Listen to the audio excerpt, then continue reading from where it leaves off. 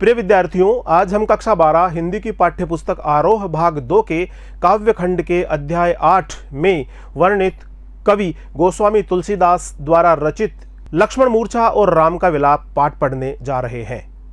गोस्वामी तुलसीदास द्वारा रचित रचनाएं हम आज पढ़ेंगे।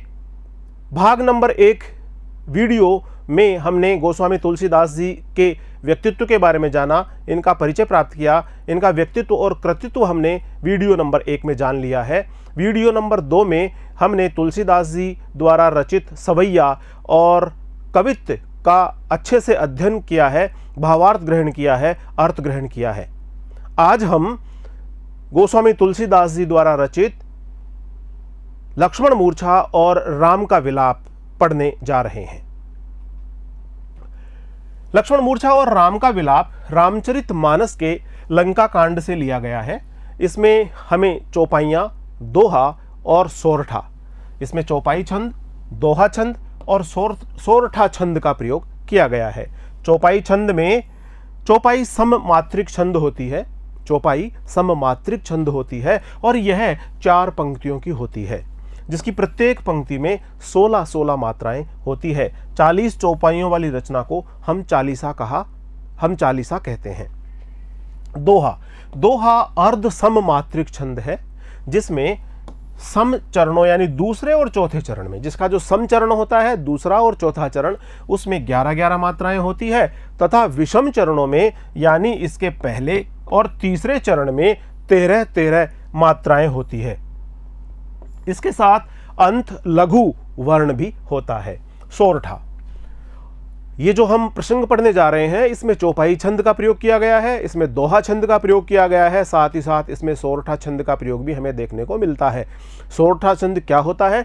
सोरठा छंद दोहे को उलट देने से सोरठा बन जाता है। इसके सम चरणों यानी दूसरे और चौथे चरण में 13-13 मात्राएं होती है तथा विषम चरणों यानी पहले और तीसरे चरण में 11-11 मात्राएं होती है। परंतु दोहे के विपरीत इसके सम चरणों यानी दूसरे और चौथे चरण में अंत्यानुप्रास या तुक नहीं रहती। इसमें विषम चरणों यानी पहले और तीसरे चरण में ही इसमें हमें तुक प्राप्त होती है। रामचरितमानस के लंका कांड से ग्रहित लक्ष्मण के शक्तिबाण लगने का प्रसंग कवि की मार्मिक स्थलों की पहचान का एक श्रेष्ठ नमूना है। भाई के शोक में विगलित राम का विलाप धीरे धीरे प्रलाप में बदल जाता है। राम का विलाप मानी शोक संतप्त होकर के विलाप करना, शोक संतप्त होकर के अपने हृदय की भावनाओं को प्रकट करना, और ये विलाप धीरे धीरे प्रलाप में बदल जाता है। हृदय के अंदर इतनी गहन शोक की अभिव्यक्ति होती है, इतना शोक से हृदय इतनी अधिक मात्रा में भर जाता है कि वह विलाप करते करते अनाप शनाप बोलने लगता है, बिना तर्कहीन चीज़ें भी बोलने लगता है और ऐसी ऐसी बातें बोलने लगता है जो उसके मानसिक वेदना की स्थिति के कारण से उत्पन्न होती है। इस प्रकार से अत्यधिक वेदना की स्थिति में, अत्यधिक शोक की स्थिति में व्यक्ति अनाप शनाप बोलने लगता है और विलाप करने लगता है, उसे प्रलाप कहा जाता है। तो राम का जो विलाप था वो धीरे धीरे प्रलाप में बदल गया, क्योंकि जैसे जैसे भोर होती जा रही थी और हनुमान जी जो संजीवनी बूटी लेने के लिए गए थे वो नहीं लौट पा रहे थे, तो इस प्रकार से देर होती हुई देखकर जो राम का विलाप था वो प्रलाप में बदलने लग गया और प्रलाप में बदल जाता है, जिसमें लक्ष्मण के प्रति राम के अंतर में छिपे प्रेम के कई कोण सहसा ही अनावृत हो जाते हैं। यह प्रसंग ईश्वरीय राम का पूरी तरह से मानवीकरण कर देता है। ऐसे माना जाता है कि भगवान विष्णु के अवतार के रूप में राम ने अपनी लीलाएं दिखाई। यहां पर ईश्वरीय राम को मानवीकरण करते हुए यहां पर नर लीला राम द्वारा मनुष्य के रूप में लीला करना दिखाया गया है, मानवीकरण कर दिया गया है, जिससे पाठक का काव्य मर्म से सीधे सीधे जुड़ाव हो जाता है और वह भक्त तुलसी के भीतर कवि तुलसी के रूप में उभर आने के पूरे प्रसंग में छा जाने की अनुभूति करता है। यहाँ पर है भक्त तुलसी, जो श्री राम की भक्ति करने वाले तुलसी, और यहाँ पर है कवि तुलसी, यानी जिन्होंने कविता के माध्यम से ऐसे ऐसे मार्मिक पक्षों को हमारे सामने व्यक्त किया है जिसमें उनका कवि होना ज़्यादा प्रमुखता से हमें दिखाई पड़ता है। भक्त कवि और कवि तुलसी। इस प्रकार से इनको भक्त कवि के स्थान पर कवि तुलसी के रूप में अधिक प्रमुखता से हम देख पाते हैं। इस घने शोक परिवेश में हनुमान का संजीवनी लेकर के आना, लक्ष्मण जी का मूर्छित होना, राम जी का विलाप करना और इस प्रकार के विरह के प्रसंग में हनुमान जी जब संजीवनी बूटी लेकर के आते हैं तो कवि को ऐसा लगता है जैसे करुण रस के प्रसंग में वीर रस का प्रसंग आ गया हो, वीर रस के उदय होने के रूप में दिखता है। हनुमान जी का संजीवनी लेकर आ जाना कवि को करुण रस के बीच में वीर रस के उदय के रूप में दिखाई पड़ता है। यह उपमा बहुत अद्भुत है और काव्यगत करुण प्रसंग को जीवन के मंगल विकास की ओर ले जाती है। तो आइए अब हम इस पद का वाचन करें, इसका भावार्थ और अर्थ ग्रहण करें। लक्ष्मण मूर्छा और राम का विलाप, इस शीर्षक से हम इस आज के पाठ को पढ़ रहे हैं। रामचरितमानस के लंका कांड से ये लिया गया है। तब प्रताप उर राखी प्रभु जय हूं नाथ तुरंत, अस कहीं आयसु पाय पद बंदी चलेऊं हनुमंत। ये दोहा है। भरत बाहुबल शील गुण प्रभु पद प्रीति अपार, मन महु जात सराहत पुनि पुनि पवन कुमार। आइए सबसे पहले हम इन पंक्तियों में आए हुए कठिन शब्दों को देख लेते हैं। तव, तव मानी आपका, तव मानी आपका, प्रताप मानी वीरता, उर मानी हृदय, प्रभु, प्रभु मानी हे प्रभु हे स्वामी, राखी मानी रख कर, जय हूं मानी जाऊंगा, नाथ, नाथ का आशय है स्वामी, तुरंत, तुरंत मानी शीघ्र ही, अस मानी इस प्रकार ऐसा, कही मानी कहकर, आयसु मानी आज्ञा मानकर, पाई पद, पद चरण करके, बंदी, बंदी मानी वंदना करके, चलेऊं, चलेऊं मानी चले चलते हैं, हनुमंत, हनुमान जी। भरत, भरत जी के बाहुबल, बाहुबल, बाहुबल का आशय है शक्ति या उनका पराक्रम। शील, शील का आशय है सुसंस्कृति या उनके सद्गुण, गुण उनके गुण। प्रभु पद, श्री राम के चरणार बिंदों में, श्री राम के चरण कमलों में, श्री राम के चरणों में।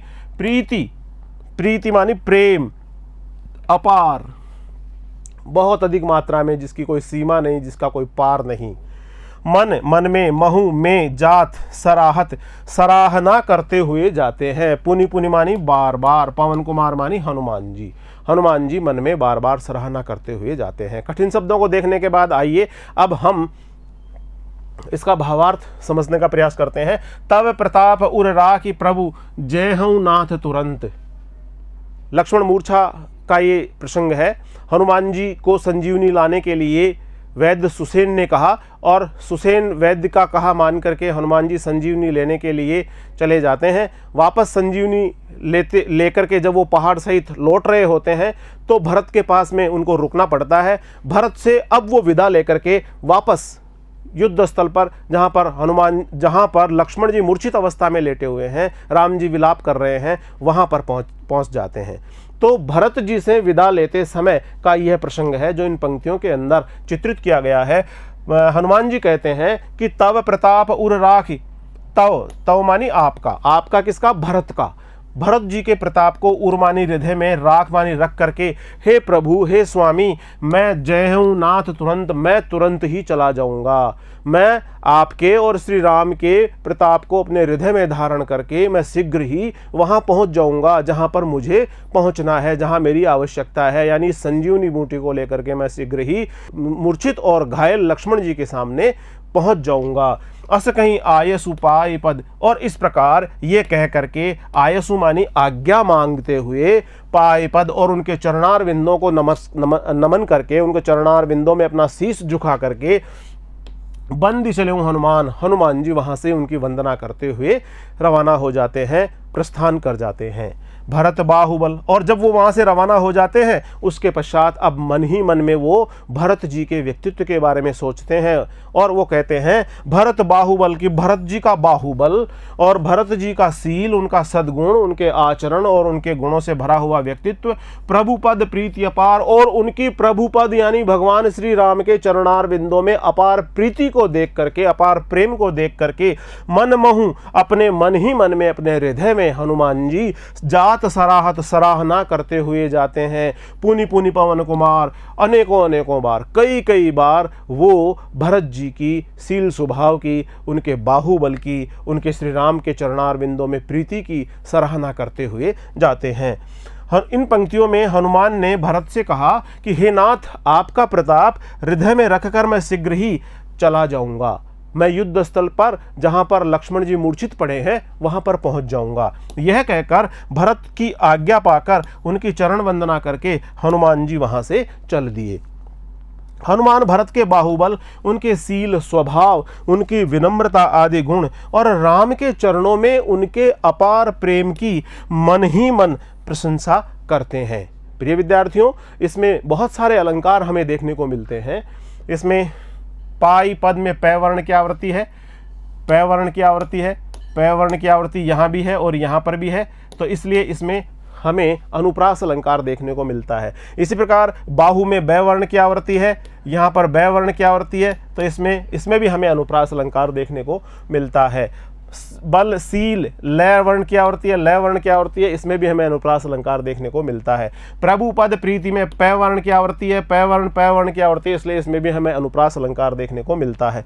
मन महु में मै वर्ण की आवृत्ति है, इसलिए इसमें भी हमें अनुप्रास अलंकार देखने को मिलता है। पुनि पुनि, इसमें हमें पुनरुक्ति प्रकाश अलंकार देखने को मिलता है, क्योंकि यहाँ पर शब्द की आवृत्ति हुई है। जब एक ही शब्द की आवृत्ति हो और उस शब्द का अर्थ नहीं बदले तब हम उसमें पुनरुक्ति प्रकाश अलंकार देखते हैं। तो यहाँ पर पुनि पुनि में पुनरुक्ति प्रकाश अलंकार हमें देखने को मिलता है। इसमें दोहा छंद प्रयोग किया गया है, अवधि भाषा का प्रयोग किया गया है।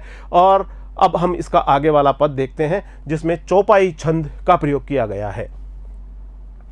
उहाँ राम लक्ष्मण ही निहारी, उहाँ राम लक्ष्मण ही निहारी, बोले वचन मनुज अनुसारी। अर्ध रात गई कपि नहीं आयऊं, राम उठाए अनुज उर लायऊं। सकहु न दुखित देखि मोहि काऊ, बंधु सदा तब मृदुल सुभाऊ। मम हित लागी तजऊं पितु माता, सहेहूं विपिन हिम आतप बाता। सबसे पहले कठिन शब्द देख लेते हैं। उहाँ, उहाँ मानी वहाँ पर जहाँ लक्ष्मण जी मूर्छित पड़े हुए हैं युद्ध स्थल पर, उहाँ राम जी लक्ष्मण जी को, उनके छोटे भाई को निहार रहे हैं, देख रहे हैं और बोल रहे हैं वचन मनुज अनुसारी। जिस प्रकार एक मनुष्य बोलता है, ईश्वरीय राम एक मनुष्य राम के रूप में अपनी अभिव्यक्ति कर रहे हैं, अपनी बात बता रहे हैं, अपने वचन बोल रहे हैं। अर्धरात कह रहे हैं, रामचंद्र जी विलाप करते हुए कह रहे हैं कि आधी रात बीत गई, अर्ध रात गई, कपि नहीं आयो। कपि से आसे यहां पर है हनुमान जी।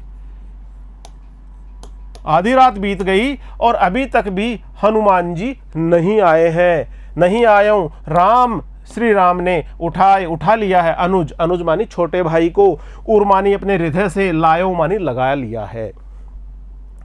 निहारी मानी देखा, मनुज अनुसारी मानी साधारण मनुष्य के समान, अर्ध मानी आधी, रात मानी रात बीत गई, कपि मानी बंदर अर्थात हनुमान, और आयो मानी आया, उर मानी उर लायो मानी हृदय से लगाया, उर लायो हृदय से लगा लिया। काऊ सकहूं न दुखित देखि मोहि काऊ, काऊ मानी किसी भी प्रकार से, सकहूं मानी सकते, दुखित मानी दुखी, देखना, मोहि मानी मुझको दुखी नहीं देख सकते थे। बंधु मानी भाई, सदा मानी हमेशा, तव मानी तुम्हारा, मृदुल मानी कोमल, स्वभाव मानी स्वभाव, मृदुल मानी कोमल, स्वभाव मानी स्वभाव। मम हित, मम मानी मेरा, हित मानी के लिए या मेरे भलाई के लिए, मेरे कारण से। लागी तजेऊ मानी छोड़ दिया है, पितु माता, पिता और माता को। सहेऊं और सहन कर रहे हो, विपिन का आशय है वन जंगल, हिम का आशय है बर्फ या शीत से। आतप का आशय है धूप गर्मी। बाता का आशय है वायु आंधी तूफान, और वायु आंधी तूफान इत्यादि। कह रहे हैं वहां राम लक्ष्मणी निहारी, बार बार घायल पड़े हुए अपने छोटे भाई के मुख को देख रहे हैं और कह रहे हैं बोले वचन मनुज अनुसारी, और एक मनुष्य के समान अब वो वचन बोल रहे हैं। अर्धरात गई कपि नहीं आई, आधी रात बीत गई है, अभी तक कपि यानी हनुमान नहीं आए, संजीवनी बूटी लेकर के हनुमान नहीं आए हैं, आधी रात बीत गई है, भोर होने वाली है। सुखेन वैद्य ने ये कहा था कि भोर होने से पहले इनको संजीवनी बूटी देनी है जिससे इनके प्राणों की रक्षा की जा सके। राम उठाए अनुज उर लायों, और ऐसा कहते हुए राम ने उठाए माने उठा लिया अपने अनुज को, छोटे भाई को, और अपने हृदय से लगा लिया। सकहु न दुखित देख मोहि काऊ, अपने भाई को संबोधित करते हुए श्री राम कह रहे हैं कि मेरे भाई सकहु न दुखित देख मोहि काऊ, अभी तो मेरी स्थिति बहुत ज़्यादा दुख में भरी हुई है, बहुत पीड़ा में भरी हुई है, बहुत ज़्यादा शोक संतप्त मैं हो रहा हूँ, और इतना दुखित देख करके भी मैं आपसे ये कहना चाहता हूं कि आप तो मुझे कभी दुख में देख ही नहीं सकते थे। सकहु न दुखित देख मोहि काऊ, मुझे कभी भी दुख में आप नहीं देख सकते थे। बंधु हे मेरे भाई सदा तव मृदुल स्वभाव, सदा ही हमेशा ही तुम्हारा स्वभाव मेरे प्रति बहुत मृदुल रहा है, बहुत कोमल रहा है, बहुत ही अच्छा रहा है। मम हित लाग तजहु पितु माता, हे मेरे भाई मेरा हित समझ करके मेरे ही कारण से तुमने भी माताजी और पिताजी को त्यागा है। मेरे साथ मेरा हित मानते हुए, मेरा हित सोचते हुए ही माताजी और पिताजी को त्यागा है। सहे हूँ विपिन, और इस जंगल में आने वाले विभिन्न प्रकार की विपदाओं को सहन कर रहे हो, जिसमें सर्दी है, गर्मी है, विभिन्न प्रकार के इसमें तूफान आ रहे हैं। वहाँ युद्ध भूमि यानी लंका में राम ने लक्ष्मण को देखा, उनको मूर्छित देखकर राम साधारण मनुष्य के समान विलाप करने लगे। आधी रात बीत चुकी थी, हनुमान अभी तक संजीवनी लेकर के वापस नहीं लौटे थे। तब राम ने छोटे भाई लक्ष्मण को उठाकर अपने हृदय से लगा लिया। वह कहने लगे, हे भाई तुम मुझे किसी भी प्रकार से दुखी नहीं देख सकते थे, तुम्हारा स्वभाव अत्यंत कोमल और मधुर है। तुमने मेरे हित के लिए ही अपने माता पिता को छोड़ा और वन में आए, वन की भीषण विभिन्न प्रकार की जो संकट है, कष्ट है, उनको झेला। वन में आकर के बर्फीली सर्दी, धूप और आंधी तूफान को भी सहन किया। सो अनुराग कहाँ अब भाई, सो मानी वह अनुराग मानी प्रेम कहाँ है अब भाई, हे मेरे भाई अब वह अनुराग, अब वह प्रेम कहाँ है। सो मानी वैसा, अनुराग मानी प्रेम। उठहूँ न सुनी मम बच बिकलाई, उठहूँ उठते क्यों नहीं हो, न सुनी सुन करके, मम मानी मेरे, वच मानी वचन, बिकलाई मानी व्याकुलता से भरे हुए, मेरे व्याकुलता से भरे हुए वचनों को सुन करके भी आप उठ क्यों नहीं रहे हो। जो जनत्यों, जो मानी यदि ऐसा, जनत्यों मानी जानता, वन में आकर के बंधु बिछोहू, मेरे भाई से मेरा बिछो हो जाएगा, अलग हो जाऊंगा, भाई को त्याग दूंगा, भाई से अलग हो जाऊंगा। पितु वचन मानत्यों नहीं ओहू, तो मैं पिता के वचनों को बिल्कुल भी नहीं मानता। सुत मानी पुत्र, वित्त मानी धन, नारी मानी स्त्री, भवन मानी मकान, परिवार मानी परिवार। विकलाई मानी व्याकुलता के साथ में, जो मानी यदि, जनत्यो मानी जानता, बिछो मानी वियोग, मनत्यो मानी मानता, उन वित्त मानी वित्त, धन, नारी मानी स्त्री पत्नी, हो ही जाही मानी हो जाते हैं, मिल जाते हैं। जग 12 मानी बार बार, जग मानी संसार में बार बार मिल जाते हैं। अस विचार, ऐसा विचार करके, ये सोच करके, जिये मानी हृदय में, मन में, जागहूँ मानी मूर्छा छोड़कर उठो ताता, मिलईन जगत सहोदर भ्राता। ताता मानी हे भाई, सहोदर मानी एक ही माता के पेट से जन्म लेने वाले भाई। इन पंक्तियों में तुलसीदास जी हमें जो युद्ध भूमि का दृश्य है, जहां श्री राम जी विलाप कर रहे हैं, उस दृश्य को हमारे सामने चित्रित कर रहे हैं, और बहुत ही कुशलतापूर्वक यहाँ पर भक्त तुलसीदास के बजाय कवि तुलसीदास के रूप में वह श्री राम के मन की भावों की अभिव्यक्ति हमारे समक्ष कर रहे हैं। कह रहे हैं, सो अनुराग कहाँ अब भाई, श्री राम जी लक्ष्मण जी से कह रहे हैं कि मेरे भाई अब वह पहले वाला अनुराग, प्रेम, स्नेह कहाँ चला गया।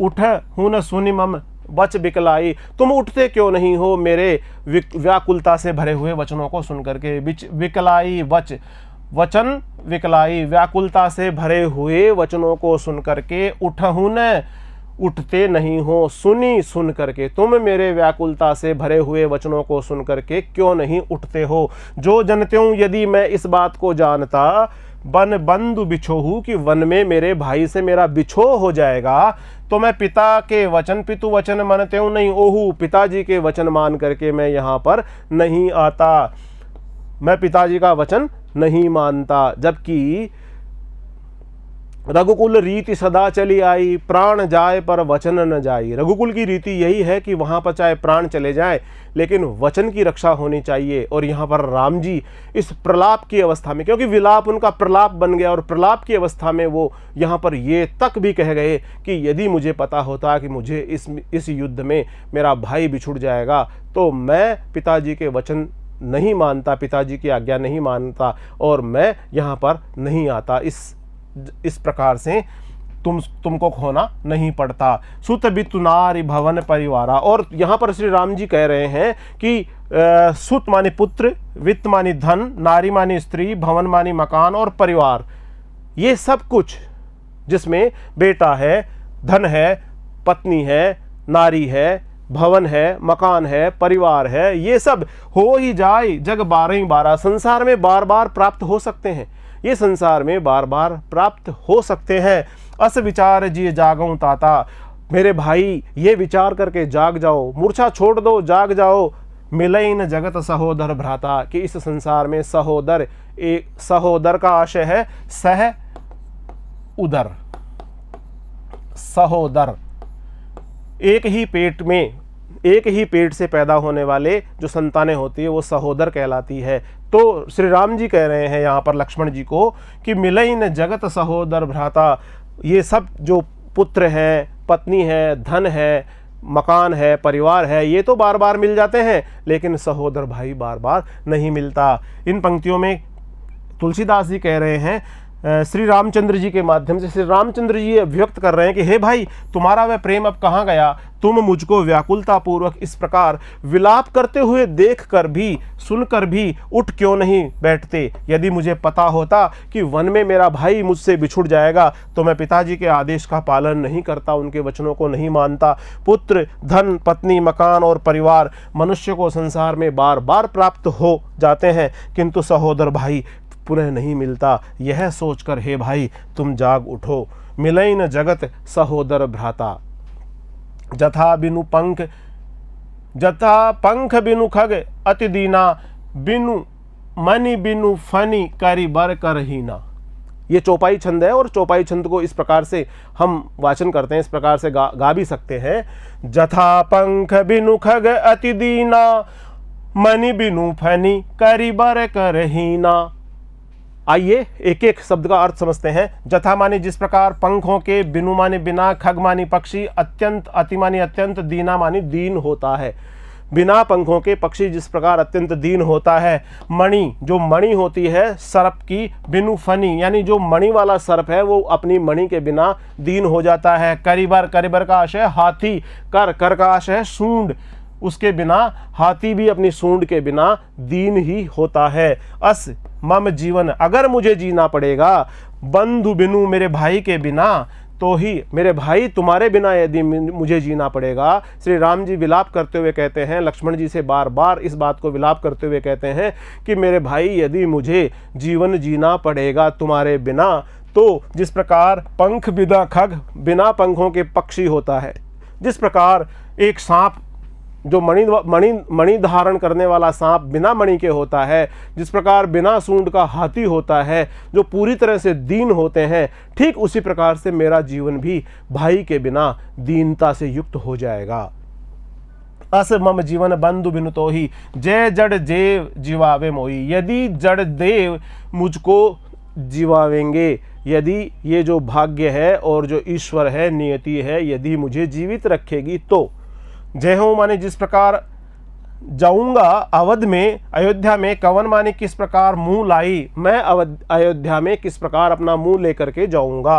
नारी हेतु, पत्नी के लिए, स्त्री के लिए, प्रिय भाई, प्यारे भाई को गंवाई, गंवा दिया।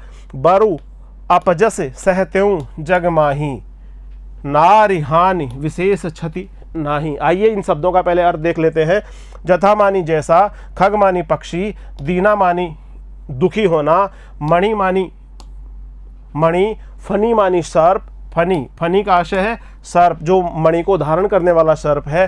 करीबर, करीबर का आशय है हाथी। करहीना, करहीना का आशय है सूंड के बिना। जीवन, जीवन का आशय है जीवन।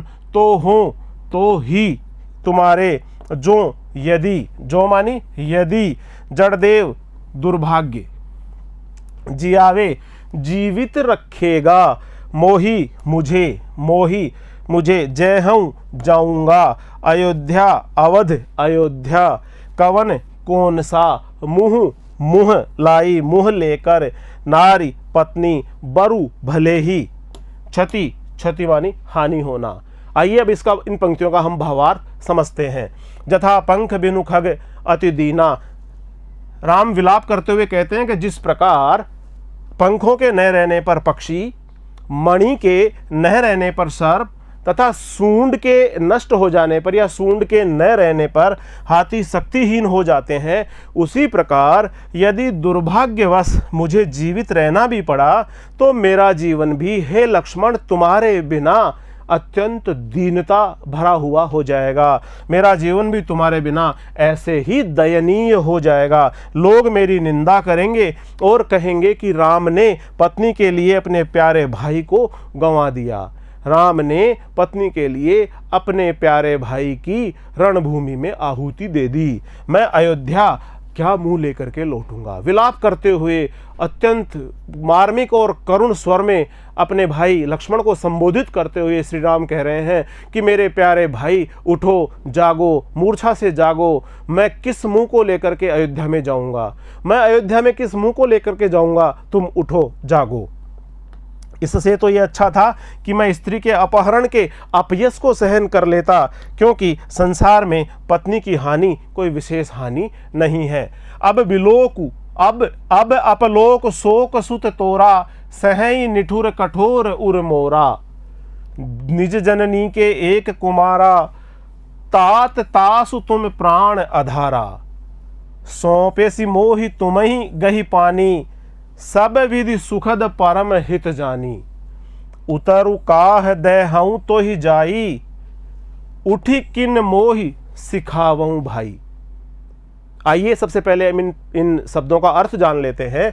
अब अपलोक, अब अपलोक, अपलोक मानी अपयश होगा। शोक, शोक मानी शोक में, दुख में। सुत, सुत का आशय है पुत्र, और यहां पर लक्ष्मण को संबोधित करते हुए कह रहे हैं जो मूर्छित अवस्था में पड़े हुए हैं।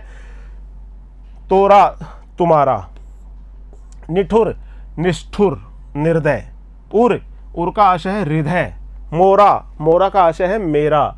निज, निज मानी अपनी, जननी मानी माता के। निज मानी अपनी, जननी मानी माता के।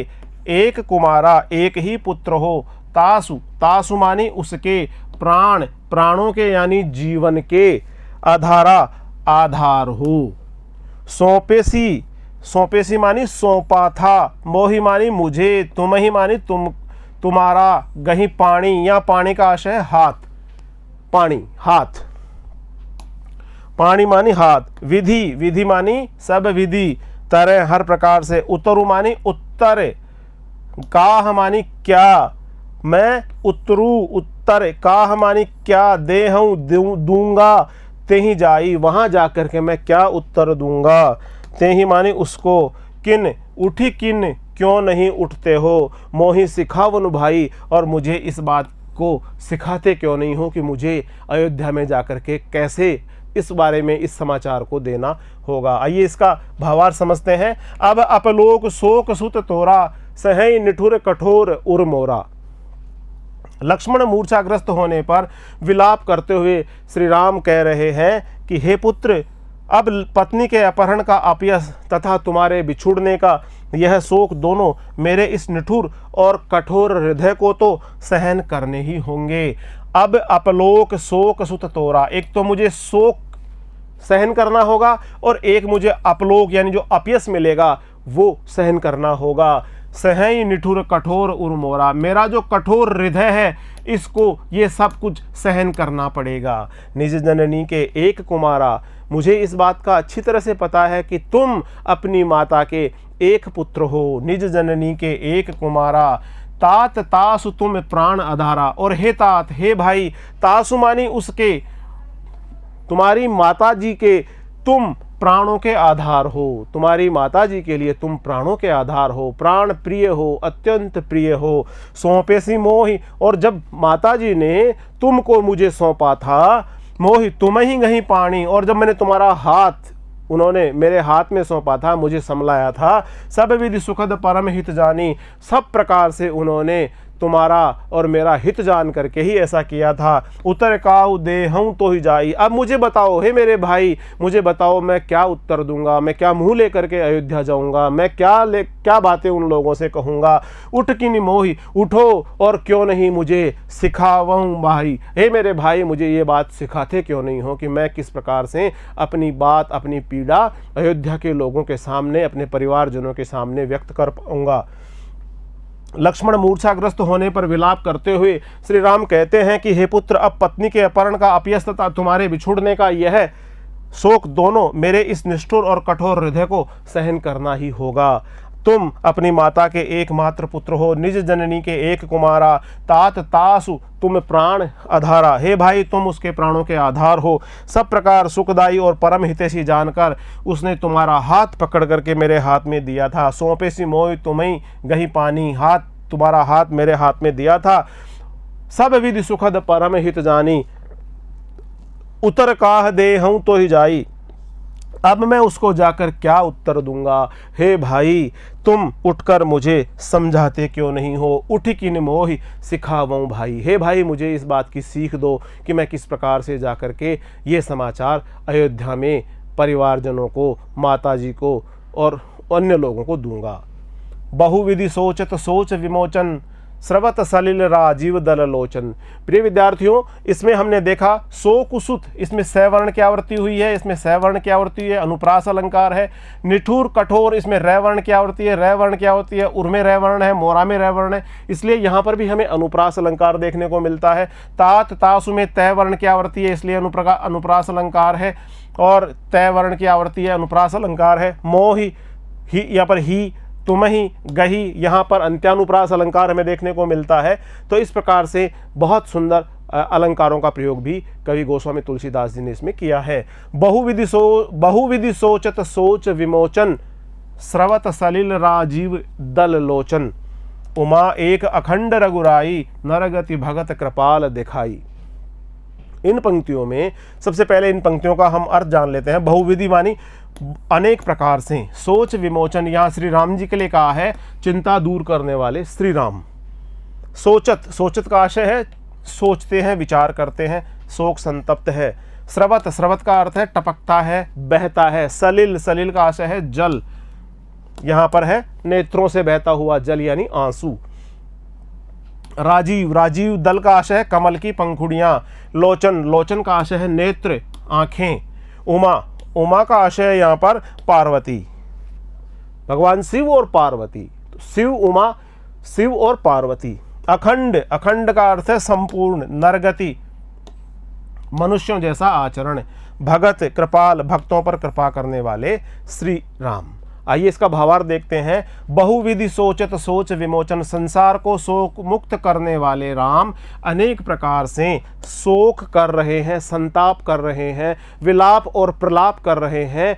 हनुमान जी आए नहीं हैं, प्रतीक्षा हो रही है हनुमान जी की कि वो संजीवनी बूटी लेकर के आ जाएं और वैद्य सुसेन मूर्छित लक्ष्मण जी का उपचार कर दें। उनके कमल की पंखुड़ियों के समान नेत्रों से आंसू बह रहे हैं, श्री राम के नेत्रों से आंसू बह रहे हैं। शिव जी ने, तभी शिव जी, उमा, उमा एक अखंड रघुराई। शिव जी वक्ता, और शिव जी और पार्वती जी वक्ता और श्रोता है रामचरितमानस के। तो यहाँ पर शिव जी कह रहे हैं उमा को यानी पार्वती जी को कह रहे हैं, शिव जी ने ये कथा सुनाते हुए पार्वती जी से कहा कि हे उमा, राम तो अखंड परम ब्रह्म है, राम एक अखंड रघुराई, वो तो परम ब्रह्म है, परम तत्व है, परम शक्ति है। भक्तों पर कृपा करके ही नर गति भगत कृपाल दिखाई, भक्तों पर कृपा करके ही उन्होंने यह नर लीला दिखाई है। और इस प्रकार से एक मनुष्य के रूप में वो शोक संतप्त होकर के अपने भावों को व्यक्त कर रहे हैं, विलाप कर रहे हैं, एक मनुष्य की तरह आचरण कर रहे हैं। सोरठा। प्रभु प्रलाप सुनिकान विकल भय बानर निकर, आए गयऊं हनुमान जिमि करुणा में वीर रस। प्रभु प्रलाप, श्री राम का प्रलाप सुन करके, उनके हृदय के अंदर शोक की बहुत गहन अभिव्यक्ति को सुन करके, सुनिकान अपने कानों से सुनकर विकल हो गए, सब व्याकुल हो गए, वानर निकर, जितने भी वहां पर वानर थे, सारा वानरों का समूह व्याकुल हो गया। आए गयऊं हनुमान, और तभी इस व्याकुलता भरे, इस विरह से भरे हुए वातावरण में आए गयऊं हनुमान, हनुमान जी आ गए संजीवनी बूटी लेकर के, और जिमि करुणा में वीर रस, ऐसा लगा मानो करुण रस के प्रसंग में वीर रस का प्रसंग उपस्थित हो गया हो। जिस प्रकार से करुणा भरे दृश्य के अंदर हनुमान का आगमन होते ही ये दृश्य करुण दृश्य से बदल करके और वीर रस के दृश्य के अंदर परिवर्तित हो गया हो। प्रलाप का आशय है व्याकुलता के कारण, तर्कहीन वचन। निकर का आशय है जिस प्रकार करुणा मानी करुणा, करुण रस, मह मानी में। प्रभु प्रलाप सुनिकान, प्रभु राम के प्रलाप को अपने कानों से सुनकर वानर दल व्याकुल हो उठा। उसी समय हनुमान वहां आ पहुंचे, संजीवनी लेकर के हनुमान जी वहां पर आ पहुंचे। तो ऐसा प्रतीत हुआ जैसे करुण रस के प्रसंग में वीर रस का प्रसंग आकर के मिल गया हो। हनुमान जी के वहां आते ही करुण रस का दृश्य बदल गया और वीर रस का दृश्य सा उपस्थित हो गया। हर्षि राम भेटेऊं हनुमाना, हर्षि प्रसन्न होकर के, भेटेऊं मानी मिले, गले मिले, अति कृतज्ञ, कृतज्ञ मानी कृतज्ञता के भाव के साथ में, सुजाना मानी चतुर, सुजाना मानी चतुर, तुरंत मानी तुरंत ही, वैद्य मानी वैद्य, सुषेण ने कीन उपाय किया, उपचार किया, दवाई दी, उठ बैठे, उठ करके बैठ गए लक्ष्मण हर्षाई, और लक्ष्मण जी भी हर्षित होकर के बैठ गए। हृदय लाए, हृदय से लगा लिया प्रभु राम ने, भेंटेऊं भ्राता, और अपने भाई से भेंट की, अपने भाई के साथ में मिलन किया, आलिंगनबद्ध किया। भ्राता मानी समूह, और जितना भी जो बानरों का समूह था, भालुओं का समूह था, वो सबके सब हर्षित हो गए। भालु कपि, भालु तथा वानर उपजाति के वनवासी, कपि पुनि वैद तहाँ पहुँचावा। कपि मानी हनुमान जी ने पुनि एक बार फिर से वैद्य को वहां पहुंचा दिया। जही विधि तबही ताही उरलावा, जहां से वैद्य को लाए थे उस विधि में, और किस तरह जिस विधि से उनको लाए थे उसी विधि से उनको वहां पर उनके घर पर उस समय पहुंचा दिया गया। इसका भावार्थ इन पंक्तियों का यह है कि राम प्रसन्न होकर हनुमान के गले से मिले। हर्षि राम भेटेऊं हनुमाना, राम जी प्रसन्न हो गए और अत्यंत प्रसन्नता के भाव के साथ में वे हनुमान जी से मिले। अति कृतज्ञ प्रभु परम सुराना, अत्यंत चतुर प्रभु श्री राम हनुमान के प्रति अत्यंत कृतज्ञता अनुभव कर रहे थे। और तुरंत वैद्य तब कीन उपाई, तब वैद्यराज सुषेण ने तुरंत ही मूर्छित लक्ष्मण को दवा दी, उपचार किया, और उठ बैठे लक्ष्मण हर्षाई, और लक्ष्मण जी प्रसन्न होकर के उठ करके हर्षित होकर के बैठ गए। हृदय लाए प्रभु भेटेऊं भ्राता, श्री राम ने अपने भाई लक्ष्मण को अपने हृदय से लगा लिया, अपने वक्ष स्थल से लगा लिया। हर्षे सकल भालु कपि भ्राता, और उनसे भेंट की। वानरों और भालुओं का समस्त समूह भी हर्षित हो उठा। तत्पश्चात हनुमान ने वैद्य सुषेण को उनके स्थान पर उसी प्रकार पहुंचाया जिस प्रकार वह पहले उनको वहां से लेकर के आए थे। कपि पुनि वैद्य तहाँ पहुँचावा, जही विधि तबही ताही लई आवा। लक्ष्मण के मूर्छित होने पर हनुमान जामवंत जी के कहने पर लंका से वैद्य सुषेण को उसके घर सहित उठा करके लाए थे, और इस प्रकार से जिस प्रकार घर सहित उठा करके लाए थे उसी प्रकार से उनको वैद्य जी सुषेण जी को वापस घर सहित लंका के अंदर पहुंचा करके आ गए। यह वृत्तांत दशानन सुनेऊं, अति विषाद पुनि पुनि सिर धुनेऊं। व्याकुल कुंभ करन पही आवा, विविध जतन करि ताहि जगावा। जागा निश्चर देखिए कैसा, मानहु काल देह धरि वैसा, कुंभकर्ण बूझा कहूँ भाई, काहे तव मुख रहे सुखाई। पहले इनका अर्थ देख लेते हैं। वृतांत, ये वृतांत मानी कथा। विषाद, अति विषाद, विषाद का आशय है दुख से भरा हुआ। सिर धुनेऊ, सिर धुनना, ये एक मुहावरा भी है। सिर धुनेऊ, धुनेऊ का आशय है यहाँ पर पीटने लगा। पही, पही, पही मानी पास, कुंभकर्ण के पास। व्याकुल कुंभकर्ण पही आवा, व्याकुल, व्याकुल रावण व्याकुल स्थिति में कुंभकर्ण के पास आया। विविध मानी अनेक प्रकार के, जतन मानी उपाय, कर मानी करके, ताहे मानी उसको, जगावा मानी उसको जगा दिया। विविध मानी अनेक प्रकार के, जतन प्रयत्न करके उसको जगा दिया। जागा निशिचर, निशिचर का आशय है रात में चलने वाला, रात में ही क्रियाकलाप करने वाला, रात में ही विचरण करने वाला, यानी राक्षस कुंभकर्ण। यहाँ निशिचर आया है कुंभकर्ण के लिए। मानो काल वेश धरी वैसा, और यहाँ पर ऐसा लग रहा है मानो काल ने साक्षात मृत्यु का वेश धारण कर लिया हो। कुंभकर्ण बूझा कहूँ भाई, कुंभकर्ण ने बूझा मानी पूछा, कहूँ भाई क्या बात है भाई।